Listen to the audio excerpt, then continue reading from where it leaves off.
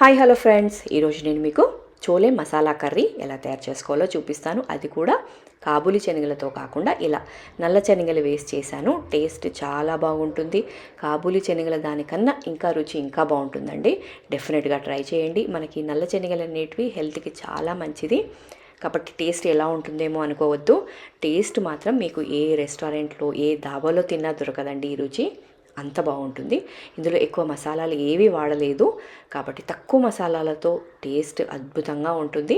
డెఫినెట్గా ట్రై చేయండి. చాలా సింపుల్గా కూడా చేసుకోవచ్చు. దీన్ని మీరు పూరికి, అన్నంకి, దేనికైనా కాంబినేషన్గా తీసుకోండి, చాలా బాగుంటుంది.